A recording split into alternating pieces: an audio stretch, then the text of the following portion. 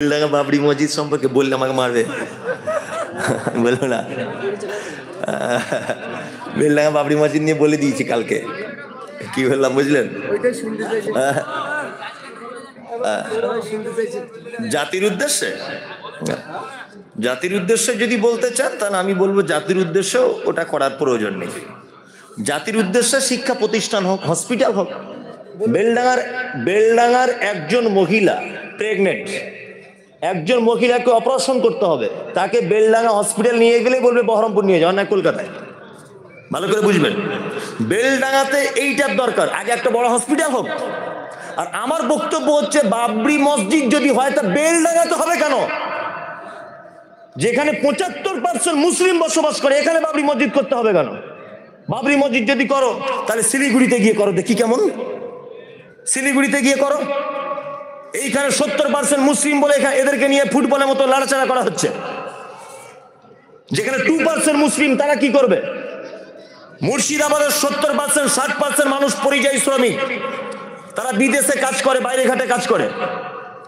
এখানে যখনই বাবরি মসজিদ হবে তারা অন্য ধর্মের মানুষদের ঠিকাদারি করে, তাদের পাছার চামড়া তুলে দেবে মুর্শিদাবাদ নাম শুনলে। তখন কে বাঁচাবে?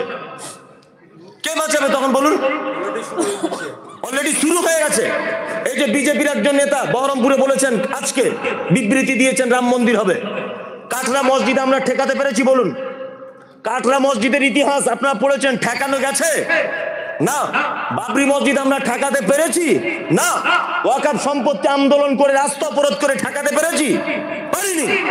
সরকারের বিরোধিতা করে প্রকাশ্যভাবে কোনোদিন কোনো কাজে জয়লাভ করা সম্ভব নয়। যদি বলছেন তাহলে অন্যায়কে সাপোর্ট করবেন আপনি, আমি অন্যায়কে সাপোর্ট করি না। তবে একটা কথা বলছি, জাতিকে নিয়ে, আবেগ নিয়ে খেলা করবেন না। জাতির আবেগকে নিয়ে খেলা করবেন না। বেলডাঙ্গাতে অজস্র মসজিদ পড়ে আছে যেখানে ফজরে 3 জন নামাজি। পৃথিবীতে 3টে মসজিদে নামাজ পড়লে নেকি বেশি হয়। 3টে মসজিদে।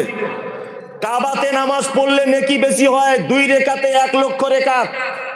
মসজিদে নববীতে নেকি বেশি হয়, মসজিদে আকসাতে নেকি বেশি হয়। আর পৃথিবীর কোন মসজিদে নামাজ পড়লে নেকি বেশি হয় না। কোন মসজিদে নামাজ পড়লে, বাবরি মসজিদে নামাজ পড়লে যে নেকি, বেগুন বাড়ির টিনের মসজিদে একই নেকি, একই নেকি। তাহলে আমার জাতির জন্য যেটা উপকার, আমার জাতির যেটা কল্যাণ হবে সেটা করতে হবে। 5 মিনিটের ইবাদত জন্য অনেক অজস্র মসজিদ পড়ে আছে কেন? অজস্র মসজিদ পড়ে নেই।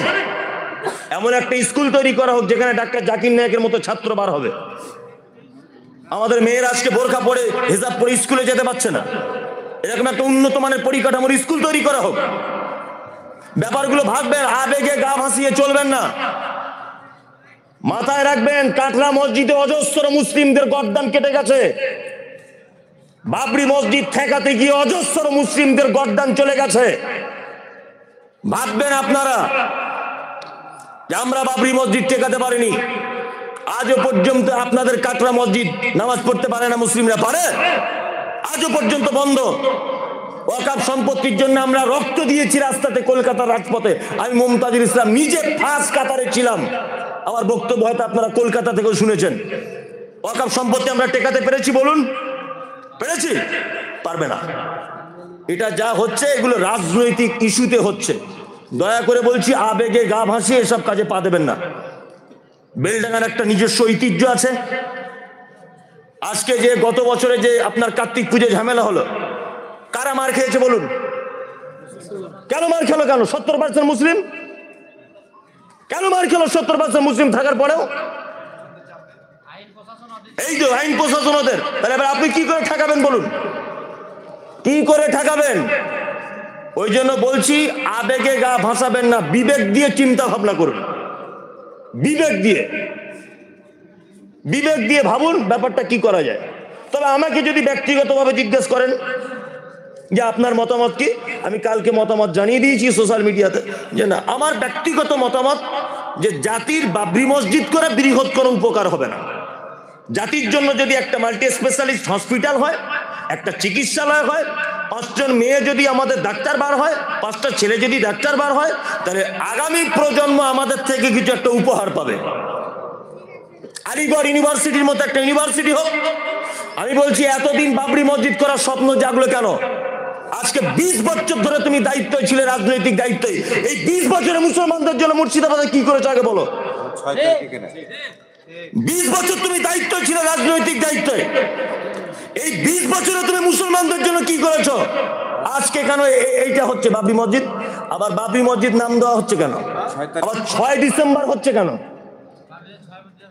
6 ডিসেম্বর ভেঙেছিল, তার মানে একটা প্রতিযোগিতা, একটা বিশাল একটা সাম্প্রদায়িকতা, শান্ত পরিবেশ অশান্তি হবে। কি বলছি বুঝতে পারছেন না? আমি জানি আপনারা ওর পক্ষে বিপক্ষে, এটা আমার দেখার দরকার নেই। আমি আমার মতামত জানালাম। খুব সুন্দর কথা। হ্যাঁ, খুব সুন্দর কথা। আমি আমার জাতির উপকার বুঝবো না? তার নিজের ফায়দার জন্য জাতি। আমি বলছি, আমার একটা কথা হচ্ছে এই যে উনি যদি জাতির কিছু ভালো চান, তাহলে আজকে 20-25 বছর উনি রাজনৈতিক দলের নেতা হয়ে আছেন। বলুন আপনারা, এই যে ফ্লাইওভারটা রেল লাইনের এখানে, এটা কেন হলো না? উনি 20 বছর ধরে কি করছিলেন?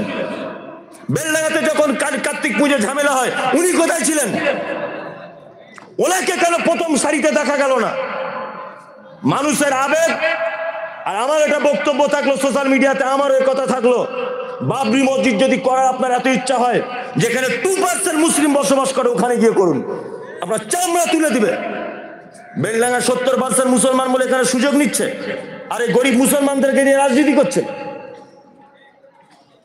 মসজিদ যদি বেলডাঙ্গাতে প্রয়োজন হয়, আলেম ওলামারা করবে। মসজিদ যদি প্রয়োজনই হয়, বেগুনবাড়ির মানুষ, বুদ্ধিজীবী মানুষ, ওই আপনার মির্জাপুরের বুদ্ধিজীবী মানুষ, এনারা আলোচনা করে একটা বড় মসজিদ করবে যদি প্রয়োজন হয়।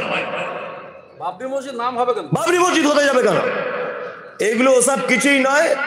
আসলে এখন দলে দাম পাচ্ছে না, তো দলে দাম পাচ্ছে না, ওই জন্য একটু নিজের দামের জন্য এসব রাজনৈতিক পলিটিক্যাল ব্যাপারে ছাড়া কিছুই নাই। কি বললাম বুঝলেন তো? আল্লাহ আমাদের জাতিকে সঠিক বোঝার তৌফিক দান করো, যে সঠিকটা বুঝুন। আমি আল্লাহর কসম করে বলছি, আমি আপনার বিরুদ্ধের লোক নাই। আমার এই জায়গাটা আফসোস যে 130 কোটি টাকা বাজেটের মসজিদ করতে হবে। 130 কোটি টাকা যদি জাতির জন্য একটা হসপিটাল করা হতো, তাহলে অন্তত বেগুনবাড়ি, মির্জাপুর, এই আপনার কি বলে কাজীসাহ, এই এলাকার মানুষের আর কলকাতায় ছুটতে হতো না, এখানে চিকিৎসাটা তো হতো। পাশাপাশি স্কুল হসপিটাল হবে।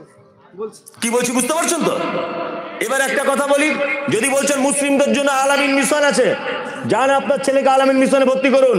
আমি মমতাজুল ইসলাম ভ্যান চালক, আমার ছেলে মাধ্যমিকে 98% নাম্বার পেয়েছে। আমার ছেলেকে ভর্তি করতে গেলেও মিনিমাম 40 থেকে 50 হাজার টাকা অ্যাডমিশন ফি। কি করে আমি খরচা দেব? আপনি মিশনের কথা বলছেন যে মুসলিমদের তো এত মিশন আছে, যে কোনো মিশনে এখন ভর্তি ফি করতে যাবেন 20,000-25,000 টাকা ভর্তি ফি। আমি গরিব মানুষ, আমার ছেলের মেধা আছে, তারপরে আমি ভর্তি করতে পারছি না ওখানে। গরিব ছাত্রদের পড়াশোনার সুযোগ করার জন্য একটা ফ্রি স্কুল তৈরি করা হোক। যে সমস্ত ছাত্রদের মেধা রয়েছে তারা ফ্রিতে যাদের চিকিৎসার চিকিৎসক হতে পারে, ফ্রিতে তারা ইঞ্জিনিয়ার হতে পারে, এই সুযোগ করে দেওয়ার অনুরোধ থাকলো। জি, মজলিস ভাঙার দোয়া বলে দিই। মুমতাজুলকে বলছি পরিষ্কার করে, মুমতাজুলকে বলছি, আগে হারাম খাওয়া বন্ধ করো। মুমতাজুল, তোমার লেকচার আমি সহ্য করবো না। তোমার লেকচার বেলডাঙ্গায় বেগুনবাড়িতে মেরে গেছো, এরপরে আসবা তুমি বেলডাঙ্গা মুর্শিদাবাদে কোথাও জালসা করতে, সেদিন তোমার সাথে আমি বোঝাপড়া করবো। তুমি কত বড় দালাল হয়েছ। তুমি ইউটিউবার চালাও, ইউটিউবারদের পয়সা হারাম, লটারির পয়সা হারাম, তুমি আবার বড় বড় লেকচার মারছো। তুমি কোরআনের বিজ্ঞ ব্যক্তি হয়েছ, টাকা নিয়ে বক্তব্য দিতে এলে সেটাও তো হারাম। 100 বার। আমরা তো বলছি রাজনীতির ভাষণ দিতে যাই, কারোর সাথে টাকা নিয়ে করতে যাই না। 30 বছর আগে থেকে কংগ্রেস করতাম, তখন কংগ্রেসের নেতাদেরকে জেলায় আলী হোসেন মন্ডল বলে এক নেতা ছিল, তাকে যখন আমি কোনো সময় বলতে গিয়েছি যে আমাদের শক্তিপুরে আসেন, রেজিনগরে আসেন, একটা ভাষণ দিতে হবে একটা মিটিংয়ে, তা আমাকে বলতো আমার কাছে তো টাকা নাই, আমার অ্যাম্বাসেডারের 300 টাকা তেলের দিয়ে যাস তাহলে যাব। আমি কারোর সাথে 300 টাকা নিয়ে, তোমার মতন 15,000 টাকা অ্যাডভান্স নিয়ে বক্তৃতা করতে যাই না বন্ধু। তুমি আগে হারাম খাওয়া বন্ধ করো, তারপরে লেকচার মারবা। মমতাজুল, তোমার লেকচারের ধার ধারে না হুমায়ুন কবির। তুমি মুর্শিদাবাদে যেখানে জালসা করতে আসবা, তোমার সাথে ওই কথার কৈফিয়ত আমি নেবো, তারপরে তোমাকে ছাড়বো।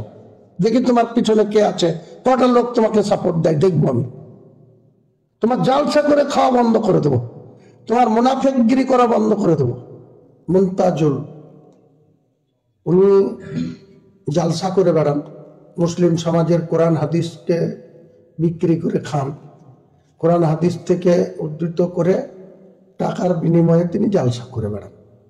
তিনি যদি এত উপদেশ দিচ্ছেন, তা তিনার উপদেশটা আমি গুরুত্ব দিতাম যদি তিনি 1 মাস আগে থেকে লোকের কাছ থেকে অ্যাডভান্স নিয়ে তারপরে তিনি কোরআন হাদিসের ব্যাখ্যা করতে যান।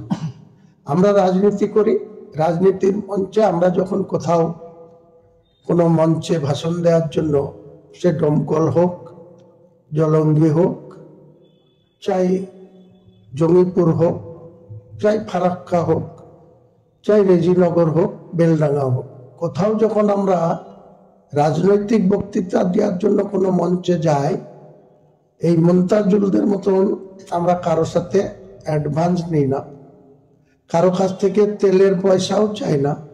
আমাদের গাড়ি রোজগারের পয়সায় তেল পুরে আমরা সেখানে গিয়ে বক্তৃতা করতে যাই।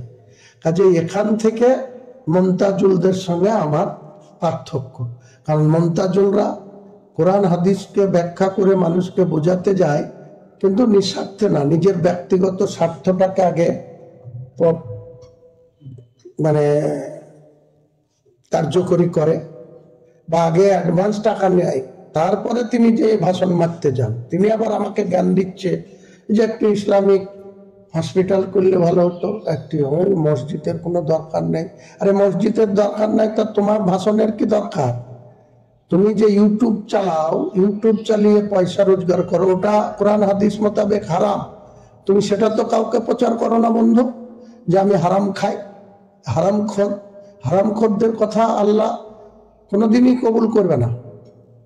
কিছু লোক আছে লটারি পেটের দেয়, লটারি কাটে, লটারি বিক্রি করে, এই লটারির টাকাও, লটারি কাটাও হারাম, লটারির পয়সা খাওয়াও হারাম।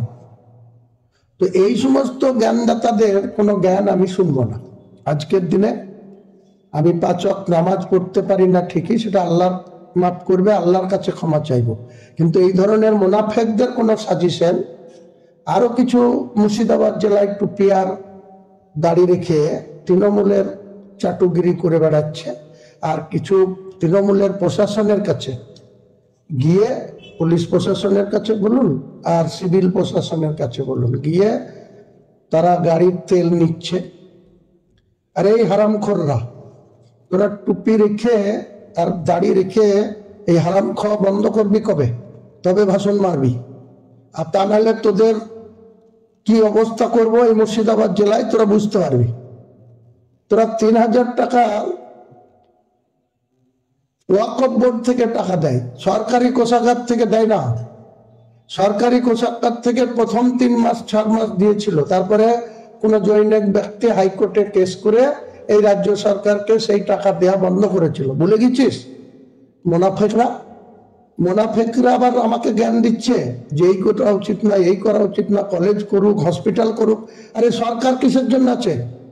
সরকার তো হসপিটাল করার জন্য আছে, সরকার তো কলেজ করার জন্য আছে, সরকার তো বিশ্ববিদ্যালয় করার জন্য আছে।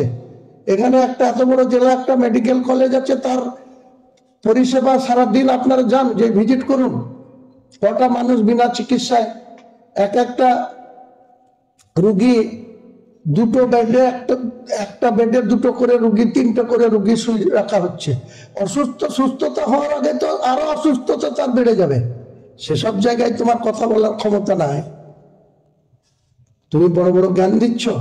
আব্দুর রেজ্জাক মৌলানা তার বউকে নিজে পঞ্চায়েত সমিতির সভাপতি করে রেখেছে, সে আবার রাজ্য সম্পাদক হয়েছে, জেলার ইমাম সংগঠনের সম্পাদক। সে কাল বড় বড় ভাষণ দিচ্ছে যে পরিবেশ নষ্ট হচ্ছে, আমি নাকি বাবরি মসজিদ করব বলেছি, তার জন্য দাঙ্গা লাগিয়ে যেতে পারে, কাজে এই ধরনের কাজ না করতে। এই মুনাফেক, তুই যখন লোকের কাছ থেকে তেল নিয়ে বেড়াস, বিডিওর কাছ থেকে, ওসিদের কাছ থেকে, কোন নীতিতে তুই নিয়ে বেড়াস? মুনাফেক। তুই মুনাফেকের জ্ঞান আমাকে শুনতে হবে। আমি হুমায়ুন কবির সাহেবকে আমার লাইভ ভিডিওর মাধ্যমে বলবো যে আপনি আমাকে অযথা ভুল বুঝছেন। আমি আপনাকে একটা পরামর্শ দিয়েছিলাম, আমার পরামর্শটা আপনি নিতেও পারেন, নাও পারেন, সমস্যা কি আছে? আপনি যেমন সোশ্যাল মিডিয়াতে অনেক রকমের মন্তব্য করছেন, তাতে করে এক শ্রেণীর মানুষ ভাবছে এক শ্রেণীর উগ্রপন্থী হিন্দুত্ববাদীরা ভাবছে যে ইসলাম ধর্মের এই মুহূর্তে মূল যিনি তিনি হচ্ছেন হুমায়ুন কবির।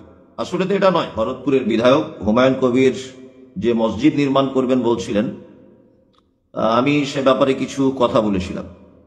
আসলে কেউ যদি পরামর্শটাকে বিরোধিতা মনে করে তাহলে সেটা উনি ওনার দৃষ্টিকোণ থেকে দেখছেন। ঘটনা হচ্ছে, আজকে ভিডিও দেখলাম যে উনি বলছেন যে মুর্শিদাবাদ বেলডাঙ্গাতে কোথাও এলে মানে আমাকে দেখে নেবেন, আমাকে অনেক রকমের হুমকি বা অনেক কটু কথা উনি বলছেন। আলহামদুলিল্লাহ, এতে আমার কোনো দুঃখ নেই। আসলে আমি ব্যক্তিগতভাবে যে হুমায়ুন কবিরের মানে বিরুদ্ধের লোক তা নয়। আমি যে বাবরি মসজিদ নির্মাণ হবে তার বিরোধিতা করছি তা নয়। কারণ আপনি জানেন যে কোনো ধর্মপ্রাণ মুসলিম কখনো মসজিদ বা মাদ্রাসার বিরোধিতা করতে পারে না। আসলে হয়তো আমি একরকম বোঝাতে চেয়েছি আর আপনি একরকম বুঝেছেন, এটা হতে পারে। আমি বিরোধিতা বলতে আর বিপক্ষে কথা বলতে এটা বলেছি যে বর্তমান সারা ভারতবর্ষের যে পরিস্থিতি, সেই পরিস্থিতির দিকে লক্ষ্য রেখে আমার এই কথাটা ছিল।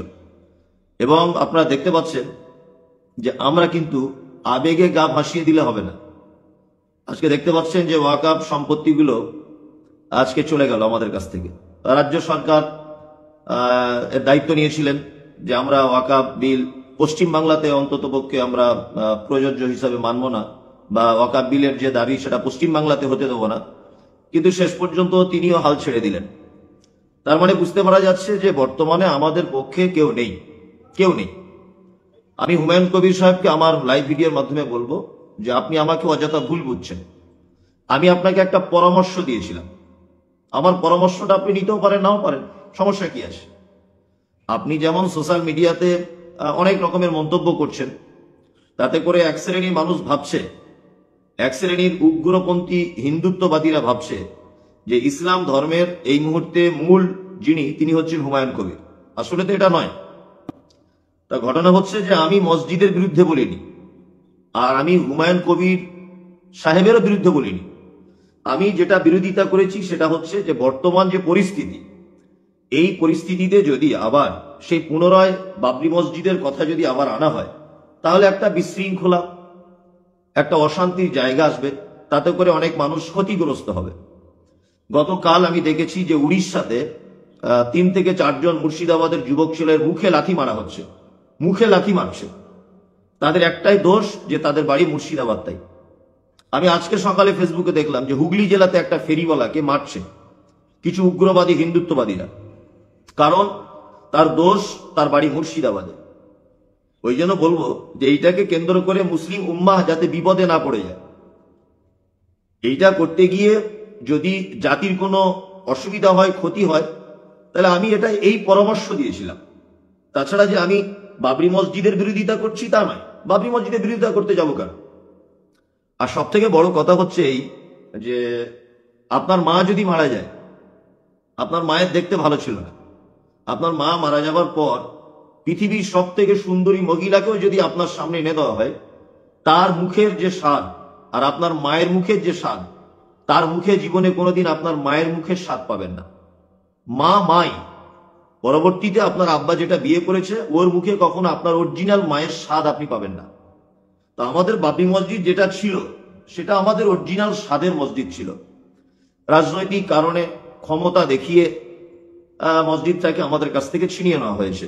তার যে ব্যথা, তার যে ক্ষত, আজও আমরা মুসলিমরা বুকে নিয়ে সেটা ঘুরি, মৃত্যু পর্যন্ত আমরা বুকে নিয়ে ঘুরব। তা পুনরায় যদি আমরা সেই বাবরি মসজিদ নামকরণ করে মসজিদ করি, তাহলে হয়তো পুনরায় ঝামেলা সৃষ্টি হতে পারে। আমরা কিন্তু এই দৃষ্টিকোণ থেকে আমি কথাগুলো বলেছি। আমি মসজিদের বিরোধিতা করিনি। যারা আমাকে নিয়ে বিভিন্ন ভিডিও পোস্ট করছেন, আমি কিন্তু মসজিদের বিরুদ্ধে লোক নয়। আমি পরিস্থিতির বিরোধিতা করেছি, সময়ের বিরোধিতা করেছি, যে এই সময় এগুলো না করলে মনে হয় ভালো হবে। আরেকটি কথা হচ্ছে এই যে হুমায়ুন কবির সাহেব, আপনার রাজনৈতিক ক্ষমতা রয়েছে, আপনার দলীয় ক্ষমতা রয়েছে, আপনার মানে জনবলের ক্ষমতা রয়েছে, তার সাথে আপনার জনপ্রিয়তাও যথেষ্ট রয়েছে। আমি আপনাকে সোশ্যাল মিডিয়ার মাধ্যমে পরামর্শ দিয়েছিলাম। আমি কিন্তু আপনাকে ব্যক্তিগতভাবে আক্রমণ করিনি, কারণ ব্যক্তিগতভাবে আপনাকে আমি চিনিও না, আপনাকে আমি জানিও না। ওই জন্য আপনার বিরোধিতা করার মতো চিন্তা ভাবনা নিয়ে আমি কিন্তু কথাগুলো বলিনি। যাই হোক, আপনারা যে যেমন ভাবে নিচ্ছেন সেইভাবে নিতে পারেন, কোনো সমস্যা নেই। তবে আমার একটি মাত্র কথা, সেটা হচ্ছে এই যে আপনি মসজিদের নামটা হুমায়ুন মসজিদ দিতে পারতেন, কোনো সমস্যা ছিল না। আপনি মসজিদটা আপনার আব্বাজানের নামে করতে পারতেন, সমস্যা ছিল না। কিন্তু আপনি এমন এক নাম চয়েস করেছেন যে নামটার কারণে একটা সাম্প্রদায়িক ঝামেলা ঝগড়া হবার সম্ভাবনা রয়েছে। তাতে করে অনেক মুর্শিদাবাদের গরিব মানুষ যারা পরিযায়ী শ্রমিকের কাজ করে, বিদেশে যারা কাজ করে, তারা বিপদে পড়তে পারে। আর তারা বিপদে পড়লে কিন্তু তাদের পাশে আর কেউ দাঁড়াবে না, কেউ দাঁড়াবে না। তাদের পরিবারগুলো কাঁদবে, তাদের স্ত্রীরা কাঁদবে, তাদের সন্তানেরা কাঁদবে। ওই জন্য আমরা পরিস্থিতির অনুকূলে কথাগুলো বলেছি। আর তারপরে আর একটা কথা হচ্ছে যে সব পাখিতেই মাছ খায়, মাছরাঙার দোষ হয়। সব পাখিতে মাছ খায়, কিন্তু দোষ কার? মাছরাঙার। আমি মমতাজুল ইসলাম যে শুধু এই পরামর্শ দিয়েছিলাম তা নয়, তা নয়। অনেক মুসলিমরা এবং আলেম ওলামারাও, ওনারাও কিন্তু আমার এই কথা মতোই কথা কিন্তু বলেছেন। কিন্তু তাদের ব্যাপারে হুমায়ুন কবির সাহেব কিছু বলেননি। কিন্তু জানি না যে তিনি আমার ব্যাপারে কেন এরকম ভাবে বলছেন। আসলে আমরা তো ছোট মানুষ, আপনারা বড় মানুষ। আমাদের মতো ছোট মানুষদের ব্যাপারে যদি আপনারা এই চিন্তা ভাবনা রাখেন যে মুর্শিদাবাদে এলে দেখে নেবো, তা আমি সত্যি বলছি আপনার ভয়ে মুর্শিদাবাদ আর মনে হয় ঢুকতে পারবো না। কারণ আমার তো কোনো পার্টিরও ক্ষমতা নেই, জনগণেরও ক্ষমতা নেই, কিচ্ছু নেই। আমি একেবারে শূন্য। ওই জন্য বলবো যে আপনি কথাটা খারাপ মাইন্ডে নেবেন না। আমি আপনাকে পরামর্শ দিয়েছি যে একটা হসপিটাল করলে মনে হয় ভালো হতো। এখন প্রশ্ন জাগতে পারে যে হসপিটাল তাহলে সরকারকে বলুন। দেখুন, আমরা তো সরকারের কাছে কথা পৌঁছাতে পারবো না। তা আপনি তো রাজ্য সরকারের একজন এমএলএ, তো হসপিটালের দাবিটা আপনি প্রথমে তুলুন, আপনার সঙ্গে আমরা আসি। মুর্শিদাবাদে ইউনিভার্সিটির কথা আপনি প্রথমে তুলুন, কারণ আপনার কথাটা মমতা ব্যানার্জি সরকারের কান পর্যন্ত পৌঁছানোর সুযোগ আছে আপনার। কিন্তু আমরা তো পাবলিক, আমাদের কথা রাজ্য সরকারের কান পর্যন্ত পৌঁছানোর সুযোগ নেই। আপনি প্রথমে আন্দোলন শুরু করুন, অবশ্যই আমরা আপনার সঙ্গে আছি। আপনি মুর্শিদাবাদের উন্নয়নমূলক কোনো কাজ নিয়ে আপনি প্রতিবাদ করুন, অবশ্যই আপনার সঙ্গে আমরা আছি। এখনো যে আপনার বিরোধিতা করছি তা নয়। আপনি অযথা মানে হয়তো ভুল বুঝছেন আমাকে যে বিরোধিতা করছে। আমি বিরোধিতা করিনি। আমি পরিস্থিতির বিরোধিতা করেছি, সময়ের বিরোধিতা করেছি। যে এই সময়ে, এই পরিস্থিতিতে যখন সারা বাংলা, সারা ভারতবর্ষ এসআইআর নিয়ে ব্যস্ত, মুসলিমরা এই দেশের নাগরিক কিনা সেইটারই প্রমাণ করতে যখন সারা ভারতবর্ষ, সারা বাংলা জুড়ে ব্যস্ত, আজকে ওয়াকফ সম্পত্তি চলে গেল আমাদের কাছ থেকে, এই নিয়ে যখন সমস্ত বুদ্ধিজীবী মঞ্চ ব্যস্ত, আর এই সময়তে যদি আমরা একটা সামান্য মসজিদ করাকে কেন্দ্র করে আবার যদি নিজেদের ভিতরে কলহ সৃষ্টি করি, নিজেদের ভিতরে যদি আবার আমরা মানে মত পার্থক্য সৃষ্টি করি, তাহলে আগামী দিন আমার মনে হয় খুব ভালো হবে বলে মনে হয় না। যাই হোক, কথাটা আমার বলার ছিল, আমি বললাম। আপনারা আমার কথা শেয়ার করে দেবেন। আসসালামু আলাইকুম রহমতুল্লাহ। জিজ্ঞেস করলো বাবরি মসজিদ যদি মুসলিমদেরকে এভাবে খেলা ছিনিমেরি খেলছে এভাবে, তাহলে ওর যদি মুসলিমদের প্রতি এতই দরদ, তাহলে ওই 70% আর 30% কথা বলে যে মুসলিমরা আজকে অন্য রাজ্যে যে মার খাচ্ছে সে খোঁজগুলা নিয়েছে একবারও, তাদের পাশে দাঁড়িয়েছো। বেলা মির্জাপুর খাগড়ুপাড়ার মোড়ে এই জায়গাটিতে বাবরি মসজিদ হবে বলে অনেক মিডিয়া চ্যানেল কিন্তু প্রচার করছে, কিন্তু হুমায়ুন কবির একবারও বলেনি যে এই জায়গাতেই মসজিদ হবে। সেই জন্য কিন্তু জমির মালিক কিন্তু জায়গাটিকে ঘিরে নিচ্ছে। আসুন আমরা জেনে নিই জমির মালিকের সঙ্গে কি ঘটনাটি ঘটেছে। হাইলাইট হয়ে গেল, কি বলবেন? আমার জায়গাতে আমি ঘেরছে কেন হঠাৎ করে ঘেরতে? হঠাৎ করে ঘেরছে, এই লোক এসে ভাবছে যে জায়গাটা ফাঁকা পড়ে আছে, এখানে হবে মসজিদ হবে, তাই ভাবছে এখানে। আর এখানে হুমায়ুন একদিন রাস্তাতে যাচ্ছিল, আমার জায়গাটা আমি যে মাপজোক করছি এখানে বলে পাবলিক হয়তো ভাবছে, কিংবা সোশ্যাল মিডিয়া যারা কাজ করে তারাও ভাবছে হয়তো এই প্লেসটা হয়তো ঠিকঠাক হয়েছে। আজকে খেতে লাগলেন কেন? আজকে খেতে লাগছে যে সোশ্যাল মিডিয়াতে লোক আসছে, এখানে ভাবছে যে এই প্লেসটা এই ভিডিও করার জন্য ওখানে ঘেরতে বাধ্য হচ্ছে এবং চাষও করছে এই কারণে কথা, অন্য কোনো কারণ। হুমায়ুন কবির তো জায়গাটা নিয়েছিল না কিনা? যে বলছিল যে এখানে এসে স্পটে তো একদিন এসেছিল, তো ওর তো এই নিরান্তর করে কাজ, দার্জিলিং করে কাজ। তো আপনাদের মাধ্যম দিয়ে বলছি, এখানে যে দুটো মসজিদ বা মাদ্রাসা যতগুলো ওয়াদা করছে, কটা ওয়াদা টাকা দিয়ে জিজ্ঞেস করুন তো। জিজ্ঞেস করলো বাবরি মসজিদ যদি মুসলিমদেরকে এভাবে খেলা ছিনিমেরি খেলছে এভাবে, তাহলে ওর যদি মুসলিমদের প্রতি এতই দরদ, তাহলে ওই 70% আর 30% কথা বলে যে মুসলিমরা আজকে অন্য রাজ্যে যে মার খাচ্ছে সে খোঁজগুলা নিয়েছে একবারও, তাদের পাশে দাঁড়িয়েছো। মুসলিমদের এত দরদ তোর, তাহলে সেটা তো এই কারণে আমরা এখানে 70% আছি, 70% আছে বলে আমরা যা খুশি তাই করতে পারি। তাহলে এখানকার মুসলিমরা, হিন্দুরা, বাইরেকার হিন্দুরা ভাবে যে এখানকার হিন্দুরা খুবই বিপদের মধ্যে আছে।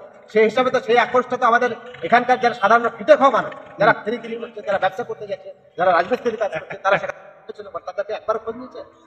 তারা আজকে যদি মুসলিমদের কথা ভেবে বাবরি মসজিদ না বলে তো ওর বাপের নামে তো করতে পারতো মসজিদটা, যে বাবরিকে এখানে জড়াতে গেলে এখানে বিতর্কিত ইস্যু, ওরা ভারতবর্ষে যেটা বিতর্কিত ইস্যু নিয়ে সেই ইস্যুতে এখানে সেই আবেগকে এখানে খেলতে চাইছে, সেই জন্য খেলতে চাইছে। না, এই জায়গাটা কতটা যায়? সব এই জায়গায় উনি তো বলছে 6 বিঘা জায়গা কেনা হয়েছে এবং মানে তার বাইনামা করা হয়েছে, বিভিন্ন জায়গায় বিভিন্ন বলছে। হঠাৎ করে আপনাদের জায়গাটা বললো সেটা ওনাকে জিজ্ঞেস করতে হবে। আমি জায়গাটা আমি মানি, আমি যেমন বলছি যে কাউকে বিক্রি করেছিলেন না, সাথে কোনো কথাই নাই, কোনো কথা নাই। এতদিন প্রতিবাদ করলেন না কেন? প্রতিবাদ তো কোথায় শুনেন, বলছি আমার এখন আজকে আপনারা আসছেন বলে, কিংবা এই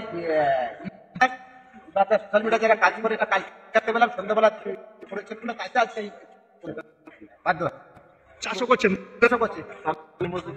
বাবরি মসজিদ কোথায় হবে তাকে জিজ্ঞেস করেন, মানুষের আবেগকে খেলা খেলছে, তাকে জিজ্ঞেস করেন তার জায়গাটা কোথায়, তার প্লেসটা কোথায়। সে 200 কোটি টাকা ফান্ডিং করবে, ফান্ডিং করার তার সে প্লেসটা কোন জায়গায় আছে তাকে জিজ্ঞেস করবে, তাকে জিজ্ঞেস করো। সে এখানে একদিন বসেছিল, রাস্তাতে যাচ্ছিল, আমার জায়গাটা আমিন ছিল, আমি কাজ করছিলাম, আমরা ছিলাম সেখানে। এখানে বসে এবার লোক ভাবছে তাহলে এটা তো বসেছে মানে এটা হওয়ার, সেই জায়গাটা কিনে নিয়েছে, আর সেটাও মার্কেটে এই জায়গাটা ফাঁকড়ো পাড়ার মোড়, তাহলে তার সে তো বলেনি প্র্যাকটিক্যালি এই জায়গাটা মানুষের ভাবছে যে তাহলে এই জায়গাটাই হবে, এই জায়গাটা ফাঁকা পড়ে আছে। হ্যাঁ, অনেক সময় বলছে 6 থেকে 7 বিঘা জায়গা কেনা হয়েছে। এবার সেটা যেটা অনুমান করছে, আমি তো ভাবছি সেই জায়গাটা আমারই জায়গা, তাহলে উনাকে বলুন যে তার সাথে কোনো এগ্রিমেন্ট হয়েছে, আমার আমি ল্যান্ড মালিক বলছি, সে আমাকে কোনো বায়না দিচ্ছে, কোনো এগ্রিমেন্ট দেখাতে বলুন যে তোমার সাথে এটা হয়েছে, চুক্তি বলতে আমার সাথে হয়েছে, এটা করার জন্য। তাহলে বাবরি মসজিদ যে আজকে আপনি বেলডাঙ্গা বাসী হিসাবে, আপনি ওনার না, আপনি বেলডাঙ্গা বাসী হিসাবে বাবরি মসজিদ হওয়ার পক্ষে না? বাবরি যে বিতর্কে এসে বিতর্ক মসজিদ তোমার দেখা আছে, সেখানে ভালো ফ্যাক্টরি করুক, শিক্ষা, স্বাস্থ্য এসবগুলো করুক, তার সমর্থন তাদের আমরা যতটুকু পারবো তাকে হেল্প করবো। এখানে সাধারণ মানুষ করে খাক সেই রকম কিছু প্রজেক্ট করুক, তার জন্য যতটুকু পারবো আমরা হেল্প করবো। এই যে 6 ডিসেম্বর নিয়ে গোটা ভারতবর্ষ ওই নিয়ে হুমায়ুন তোলপাড় হয়েছে, আপনি তো দেখেছেন সোশ্যাল মিডিয়া বা টিভিতে দেখছেন, বিভিন্ন নিউজেও এখানে সব চলে আসছে আপনার কাছে, কি বলছে আপনাদের সব? তো এই কারণটা বলছো, আপনাদের যে বক্তব্য সেই একই বক্তব্য। তাহলে কোন জায়গায় ঘিরে দেবেন? জায়গায় ঘিরে দিচ্ছে এবং কাউকে নামতে দেবেন না? কাউকে না। আপনার নাম? আমার নাম কাজিমউদ্দিন চৌধুরী, এক নাম মিলন। কোন একটা জায়গাতে আমি বাবরি মসজিদের শিলান্যাস করব, তোদের গা জ্বলছে? তোরা বিজেপির দ্বারা পরিচালিত হচ্ছিস, আমাকে আবার বিজেপির দালাল বলার চেষ্টা করছে। আপনাদের মাধ্যমে পরিষ্কার করে সতর্ক করছি, মুর্শিদাবাদ জেলার পুলিশ প্রশাসনকে পরিষ্কার করে সতর্ক করছি, আগুন নিয়ে খেলবেন না। আর এসডিপিও উত্তম গড়াইকেও পরিষ্কার করে সতর্ক করছি। আপনাকে স্মরণ করে দিচ্ছি, যেটা মুর্শিদাবাদ জেলা, এই জেলার একজন এসপি ছিল 2008 সালে, তার নাম doctor Bharatlal Meena. Additional SP ছিল দীপনারায়ণ গোস্বামী, দুজনই আইপিএস ছিল। আপনি তো একটা আইপিএসও নন উত্তম গড়াই, আপনি অনেক দাদাগিরি করে এসছেন ভগবান গোলাই, অনেক লাইফ নষ্ট করে দিয়ে এসছেন, আমি সব আপনার ইতিহাস জানি। এটা বেলডাঙ্গা আর এটা মুর্শিদাবাদ, হুমায়ুন কবিরের সঙ্গে পাঙ্গা নিতে যাবেন না। আপনার মতন এসডিপিও আমি থোড়াই কেয়ার করি না, যেদিন আপনার কলার ধরে নেব সেদিন আপনাকে কলার ছাড়িয়ে জল লোক থাকবে না। আপনি পরিষ্কার বলে দিচ্ছি আপনাকে, আপনি কে কাকে ল্যান্ড বিক্রি করবে, কে কাকে কিসের জন্য জমি কিনবে, হুমায়ুন কবিরের ট্রাস্টি কার কিসের জন্য জমি কিনবে, আপনি নির্ণয় করে দেবেন, আপনি ঠিক করে দেবেন উত্তম গড়াই, যে বেলডাঙ্গার জমি কে কাকে বিক্রি করবে, কে কাকে করবে না, তা আপনার পারমিশন নিতে হবে। আপনি কার্তিক লড়াইয়ের টাইমে গার্ড দিবেন, সুরক্ষিত রাখবেন। আপনি অন্য কিছু হিন্দু সমাজের যখন অনুষ্ঠান হবে তখন আপনাদের দারুণ সক্রিয়। আর আমি এখানে বাবরি মসজিদে শিলান্যাস করব, যে মুসলিমদের দ্বারা নির্বাচিত সরকার, সেই সরকারের অন্ন খেয়ে, সেই সরকারের গাড়িতে পয়সায় তেল গাড়ি চেপে আপনি মুসলিমদের উপরে ঠিক করে দেবেন যে কে কোথায় মসজিদ করবে, তা আপনি ঠিক করে দেবেন। আর কে কাকে ল্যান্ড দেবে আপনি ঠিক করে দেবেন।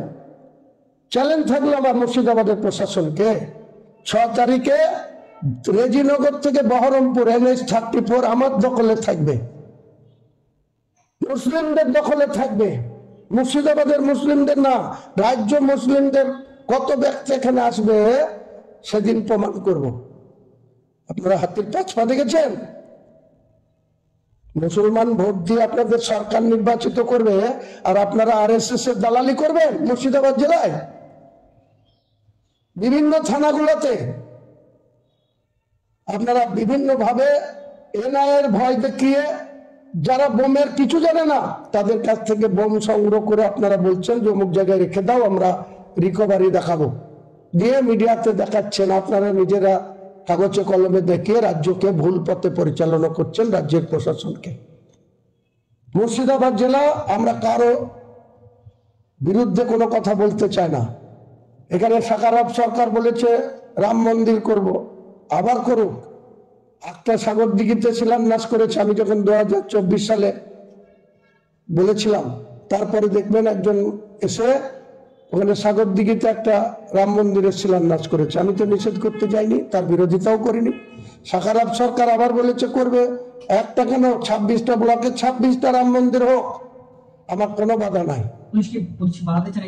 ওই উত্তম বাড়াই এসডিপিও বেলডাঙ্গা, সে প্রত্যেকটা যারা জানতে পারছে যে কারো কাছ থেকে আমি ল্যান্ড সংগ্রহ করতে যাচ্ছি বা যেখানে এই অনুষ্ঠানের জায়গা ঠিক করতে যাচ্ছি, সে তাকে দেখে চমকাচ্ছে, তাদের দেখে ধমকাচ্ছে, তাদের দেখে বলছে ল্যান্ড দিতে পারবে না। আরে কোন পুলিশ অফিসারের কি কে কার ল্যান্ড কাকে বিক্রি করবে তা দেখার দায়িত্ব? পুলিশ অফিসারের কাজ হচ্ছে কোনো জায়গায় ল অ্যান্ড অর্ডার ব্রেক হলে সেটাকে গিয়ে শান্ত করা, ল অ্যান্ড অর্ডারকে কন্ট্রোল করা, এটা পুলিশের কাজ। আর এসএসের দালালি করা কাজ। লালগোলায় দাদাগিরি করে 10টা জীবন শেষ করে দিয়েছে, বেলডাঙ্গাতে মনে করছে তুমি যা খুশি তাই করবে। বেলডাঙ্গার কার্তিক লড়াই দীর্ঘদিনের ঐতিহ্য, সেখানে দুনিয়ার পুলিশ থেকে করেছে। কোন মুসলিম তো কার্তিক লড়াইয়ের বিরোধিতা করেনি, আমরা তো কোনোদিন কার্তিক লড়াইয়ের বিরোধিতা করিনি। এখানে জগদ্ধাত্রী পুজো হয় বেলডাঙ্গা, চন্দননগরের সব থেকে বড় জাঁকজমট করে হয়।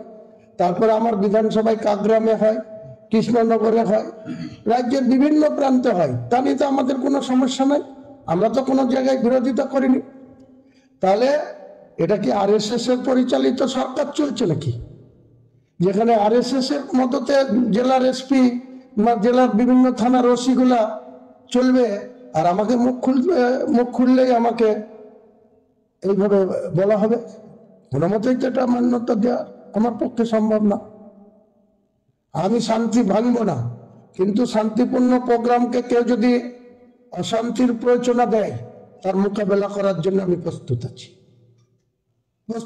আমি দেখবো আমাকে কে আটকায়। 6 তারিখে রেজিনগর থেকে বহরমপুর রাস্তা আমার দখলে থাকবে, দেখি কত হাজার পুলিশ এনে আমাদের বিরুদ্ধে গুলি চালাতে পারে না আমাকে ওখান থেকে হটাতে পারে, দেখবো। আমি দেখতে চাই, আমি আমার জীবনের বিনিময় হলে এটা করে দেখাবো এবং দেখতে চাই।